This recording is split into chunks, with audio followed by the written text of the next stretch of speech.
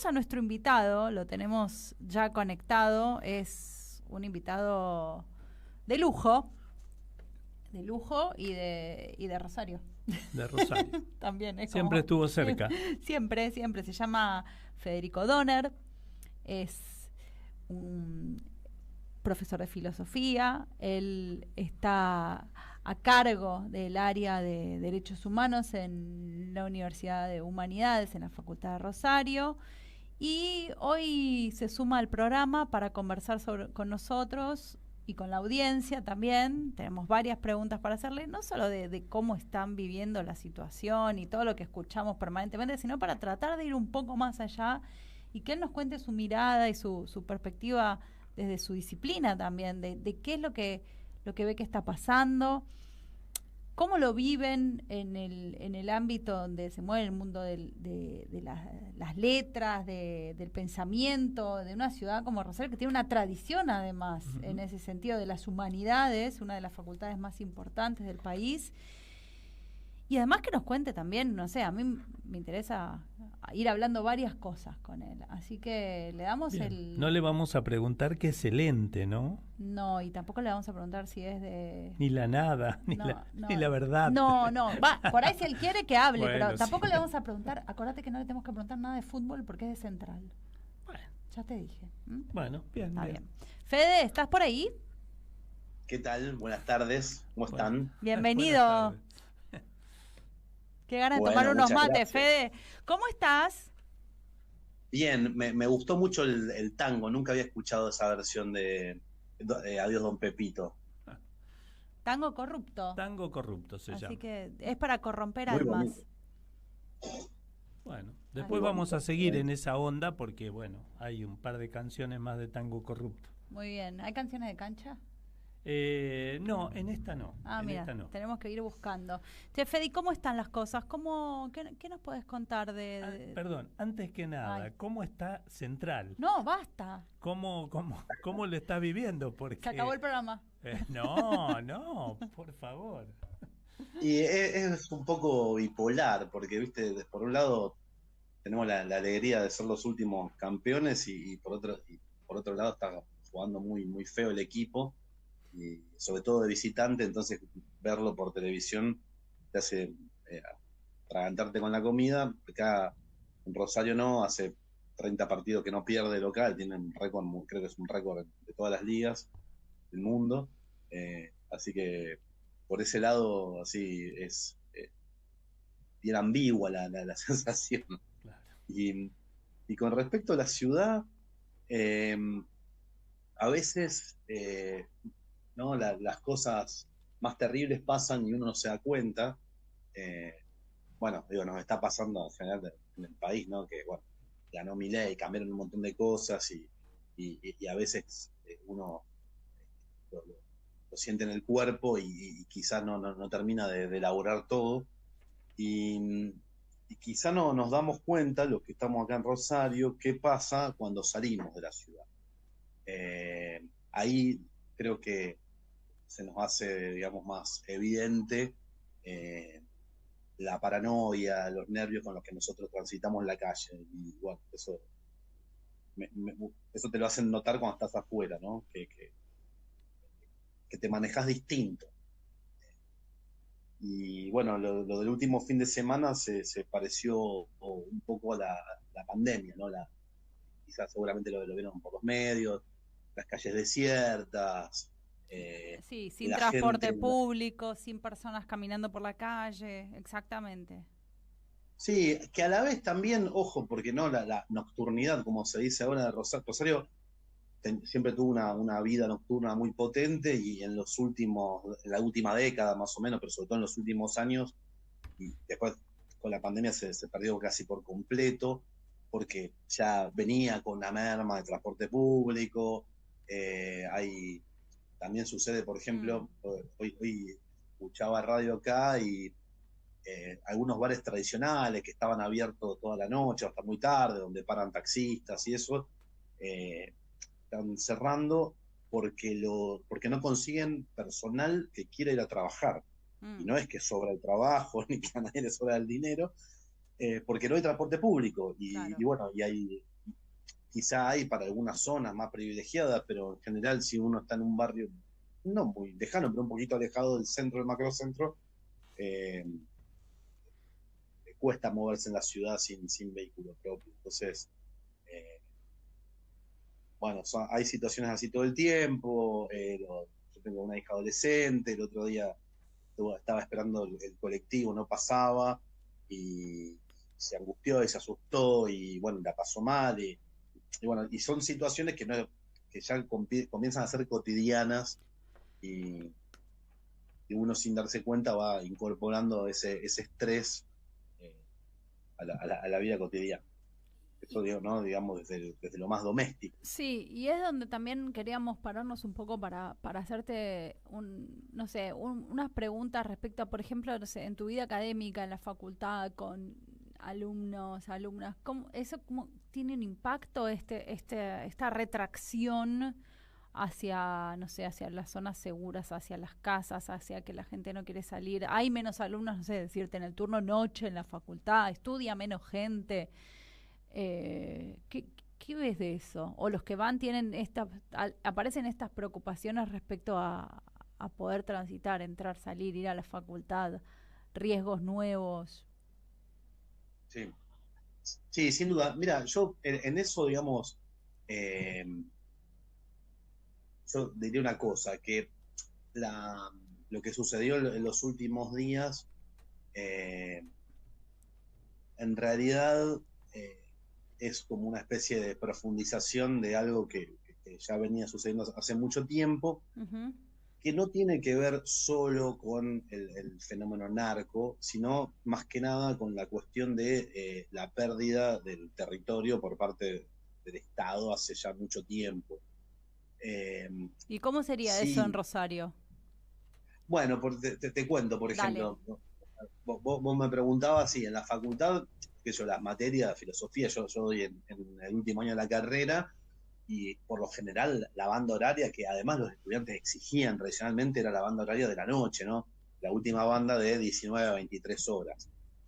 Ya casi no quedan docentes que den clase a esa hora, porque los alumnos lo fueron pidiendo, y básicamente también porque por la cuestión de la inseguridad, pero más que nada la inseguridad del arrebato, del robo, ¿no? Porque las, estas bandas, digamos, tienen Hmm. se dedican a muchos rubros, y en general uno sabe, o no, bueno, no hay patrullaje, no hay presencia policial, y bueno, y lo que todo el mundo sabe es que muchas veces los robos tienen que ver con zonas liberadas y que de hecho tributan para la policía. Claro. Eh, entonces, yo te diría que sí, que, o sea, la vida nocturna se viene perdiendo hace un montón de tiempo, y en la sensación, en el discurso, digamos, de la opinión pública, el motivo, lo que todos pensamos es, bueno, es por la inseguridad, pero la inseguridad del robo,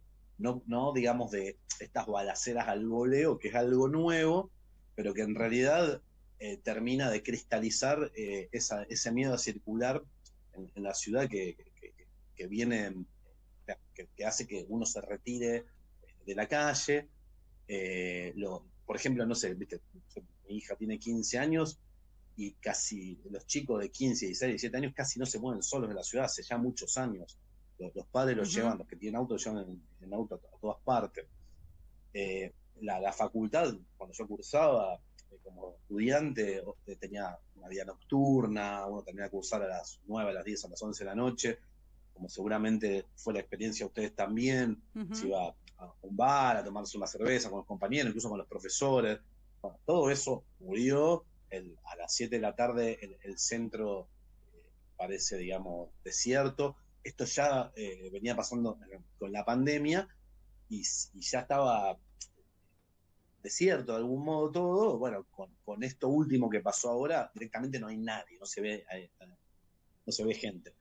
Y en general los estudiantes te piden que partirse más temprano, porque los que viven lejos te dicen, me pierdo el colectivo que se va a las 9 y después tengo que esperar una hora y quedo regalado en la esquina, y quedo regalado en la esquina mientras lo espero, o quedo regalado cuando llego a mi casa. Claro, claro. Eh, y, bueno, y eso en general, digamos, la el deterioro, digamos, de las condiciones de vida viene más que nada de la mano de la falta o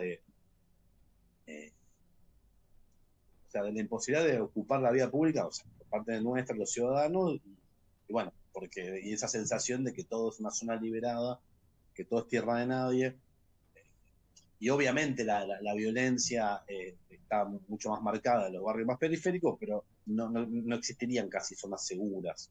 Eh, no está la ciudad, digamos, tan partida en ese sentido.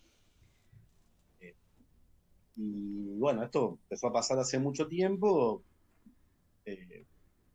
Yo creo, bueno, lo que muchos pensamos es que hay un quiebre a partir del año 2007, 2008, que fue la primera gobernación del PSP, del Partido Socialista, que cometen un gran error, que es el de perder el control político de la policía.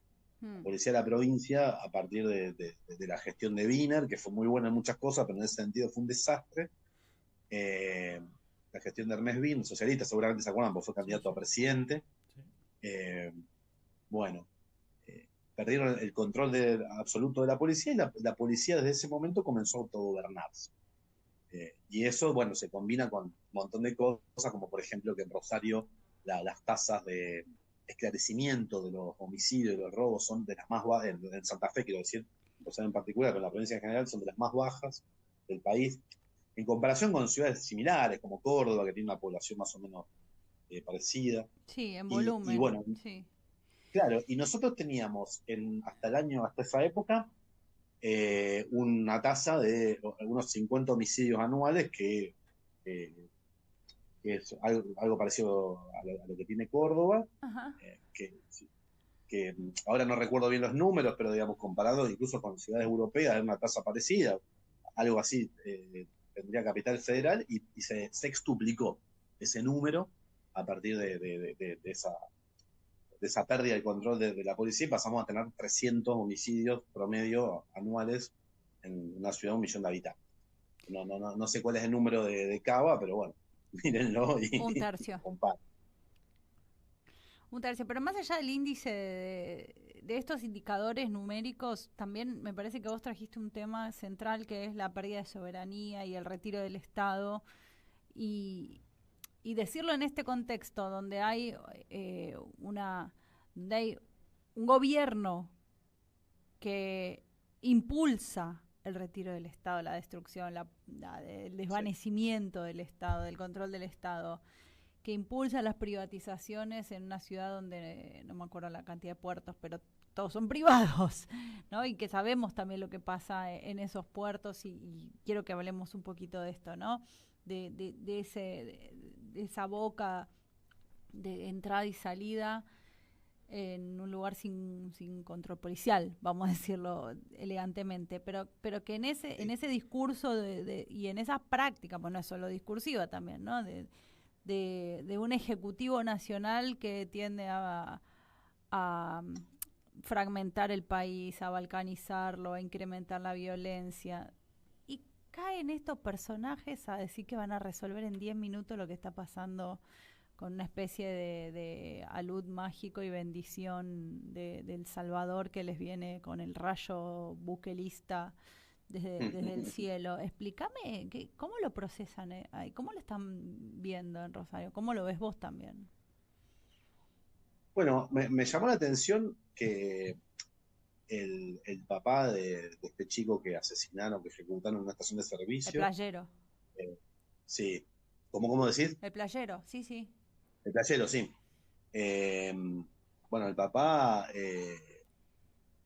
responsabilizó al Estado y no dijo explícitamente esto que vos decís, pero lo dio a entender. ¿No?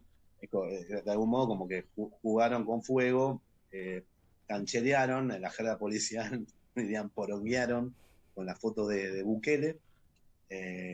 Fue un error terrible del gobernador que asumió hace poquito, de Puyaro, y de Bullrich, porque uno creía, si vos querés, desde una perspectiva así de pragmática de la Realpolitik, que Puyaro, que bueno, él tiene el antecedente de haber sido ministro de Seguridad de Lifshitz. Claro, que decís, bueno, no nació de un repollo, tiene una experiencia, tiene gestión, algo entiende, ¿no? Exacto, y conoce la rosca, conoce el mundo de la policía. Pero... Y obviamente, los jefes policiales que él fue nombrando, bueno, todos terminaron en causa, todos están más sucios que una papa. Y bueno, entonces uno creía que de un mal modo algo iba a ordenar el territorio y la fuerza, ¿no? Bueno, esta fuerza está fragmentada, la fuerza policial de la Policía Provincial de Santa Fe. Esto seguramente lo escucharon por ahí, bueno, una persona que viene trabajando mucho el tema es Carlos Del Frade, que es diputado provincial, y bueno, de algunos criminólogos. Sí. Lo que dicen siempre de las bandas de Rosario es que no son cárteles de nivel internacional, no lavan guita en Panamá, sino que son bandas narcopoliciales barriales. Con la diferencia, digamos, de que tradicionalmente, ¿no? uno pensaba este esquema, ¿no? El poder político controla a la policía controla al narco, y bueno, y existen peajes, aduanas que los narcos le pagan a la policía tributa al ministerio, ¿no?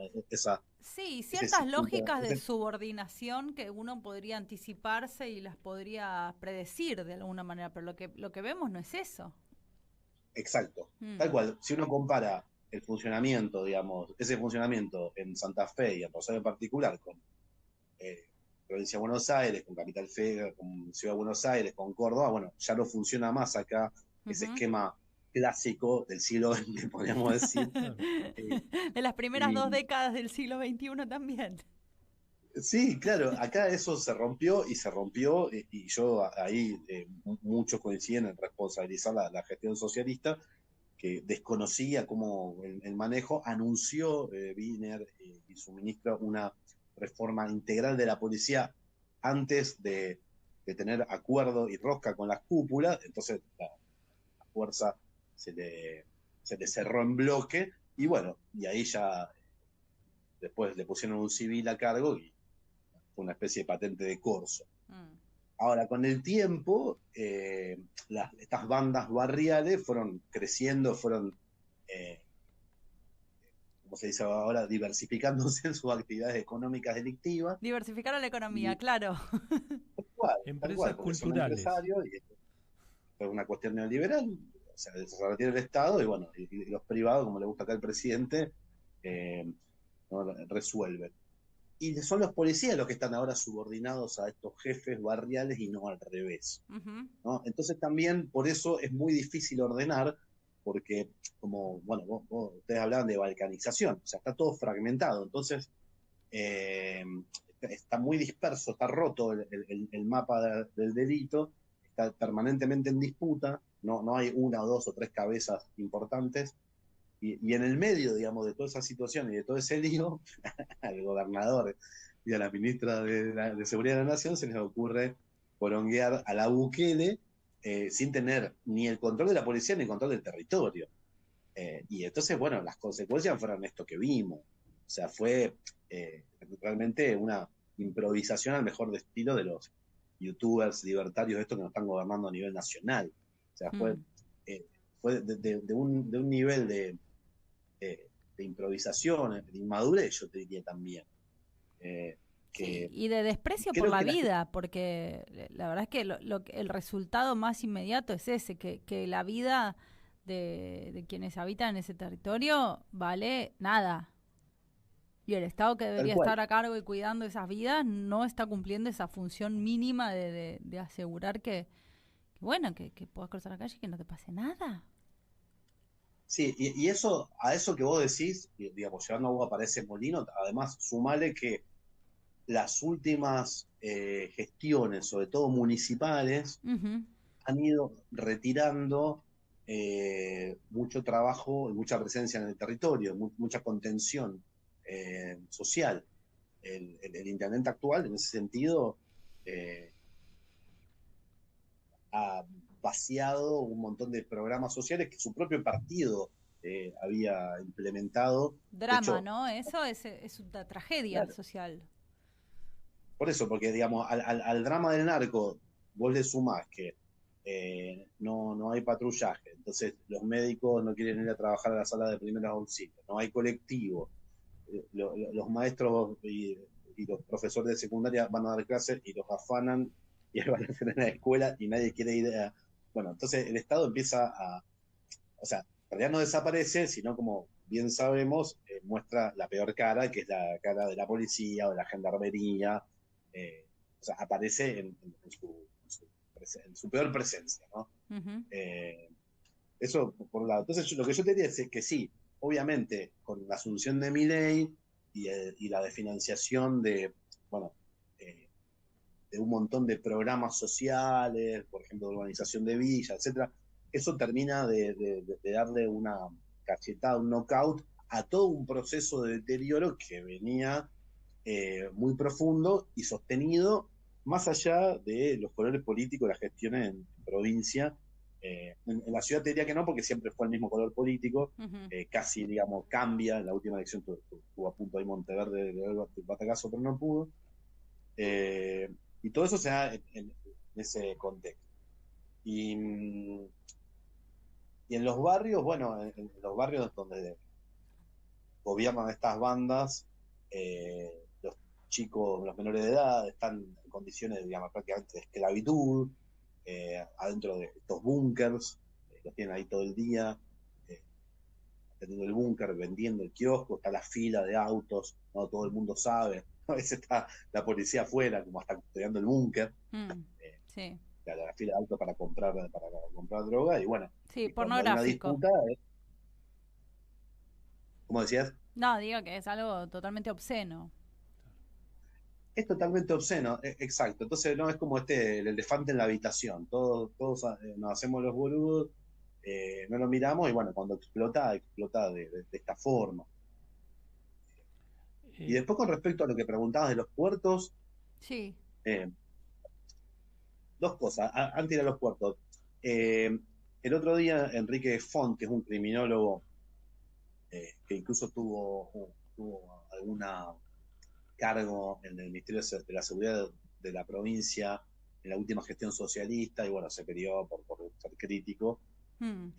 decía que contó, porque digamos tiene información en el sistema penitenciario, contaba públicamente que Puyaro, el ministro de Seguridad de Puyaro, que es ex jefe de servicio penitenciario de la provincia, y un concejal de Rosario, Esteves, que es nieto del viejo Esteves Boero, que era, Ujú. no, era presidente del Partido Socialista, bueno, se sacaban fotos, selfies, ¿no? Con la escena buqueriana, ¿no? Bueno, y de algún modo canchereaban y se mofaban de la situación de esos presos, eh, que son los miembros de esas bandas son personas que ya de por sí viven en condiciones muy duras en sus barrios, o Mm. sea, la cárcel no los atemoriza y, y no se están metiendo con grupos inventados, con fantasmas como, bueno, como Bullrich había inventado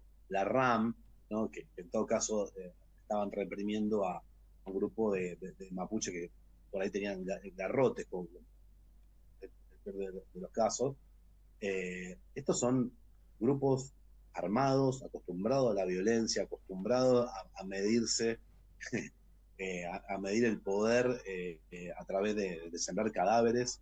Los mensajes que mandan son sembrando cadáveres y sobre todo esto que pasó el último fin de semana con el playero, con los taxistas, con el colectivero, ya venía pasando hacía años. Es cierto. No sé si recuerdan, hay un chico que joven, unos 25 o 30 años, que había salido de ensayar con su banda de rock y lo levantaron y lo ejecutaron en la puerta de la cancha de Newell's Sí, para sí. enviar un mensaje de Con una banda a con un otra. cartelito. Sí, sí, perfectamente me Claro. acuerdo. Y ese tipo de ejecuciones se llaman son envases, ¿no? El ejecutado es un envase de Ujú. un mensaje. Sí. Y, y con respecto al tema de los puertos, lo que sostiene Carlos del Frade es que los puertos privados eh, que tenemos, digamos, en todo este complejo eh, oleaginoso que viene desde eh, por lo menos Villa Constitución, que son unos cuantos kilómetros al sur de Rosario, Ujú. digamos, está ahí en la autopista Buenos Aires-Rosario, Sí. hasta el norte, el norte del Gran Rosario, San Lorenzo, Capitán Bermúdez, Puerto San Martín, Timbúes, que ahí está la planta de Dreyfus, de Cargill, de Cofco, que es China, de Vicentín. Todos esos puertos, desde hace por lo menos 12 años, no tienen ningún tipo de control federal. Uh-huh. Son puertos privados donde entra y Sí. sale, bueno, podemos imaginar lo que entra y lo que sale, pero en realidad el Estado argentino no sabe lo que entra y sale de esos puertos. Y no es casualidad, ¿no?, que toda esta fragmentación, esta balcanización de la ciudad coincida, o sea, se dé justamente en este área, no se da en otras áreas del país. Y bueno, esta semana salió esta noticia de que el cuerpo de ingenieros de los Marines Sí. norteamericanos firmaron un preacuerdo con la Administración General de Puertos Sí, para totalmente. que hubiera presencia militar en la hidrovía, que la hidrovía ya de por sí, llamarla así, es una derrota en términos político-culturales, porque bueno, es utilizar el lenguaje de los extractivistas. Uh-huh. Sí, y esa es la hipótesis del Frade también, que nosotros la compartimos también. Que esto es una profundización de algo que ya venía, como decís vos, de algo que es ir un paso más allá y hacer este acuerdo. Y además es instalar la capacidad operativa, no solo el lenguaje, sino la capacidad operativa y funcional del coloniaje, vamos a decirlo así. Y aparte todas las aristas, ¿no?, que esto trae, ¿no? A mí me impactó cuando Federico estaba diciendo, digamos, el caso de la hija, ¿no?, que tenía miedo. Justamente en la adolescencia, posterior a la adolescencia, los pibes justamente son omnipotentes, ¿no? ¿Cuánto va a costar recomponer todo ese tejido social? ¿No? ¿Cómo salir del miedo? ¿Cómo va a cambiar? ¿En cuánto tiempo? Eso es lo más llevadero. Sí. Fede. Sí, decinos. No, tal cual que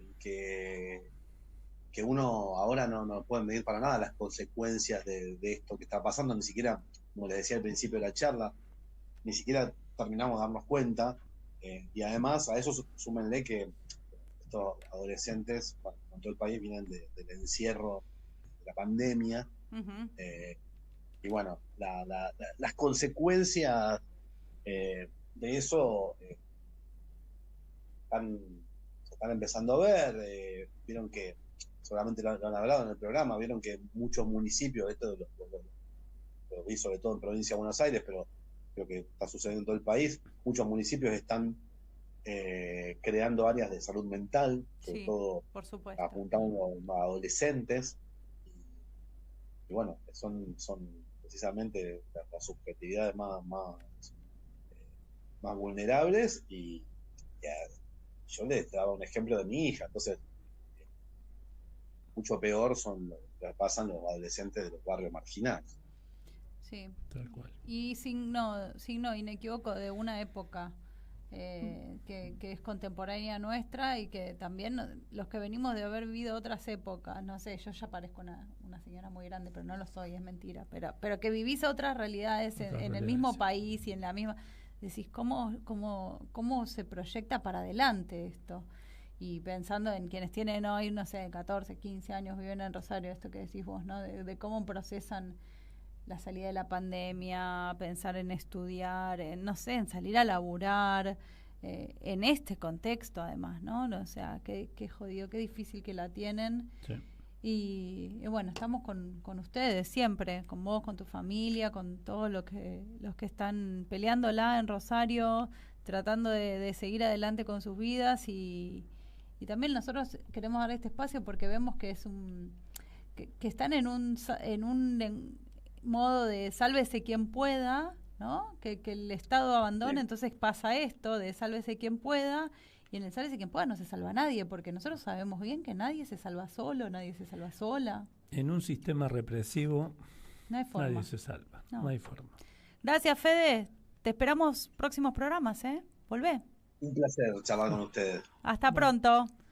Muchísimas gracias. Un abrazo para Bueno, todos. Gran abrazo. Otro. Adiós.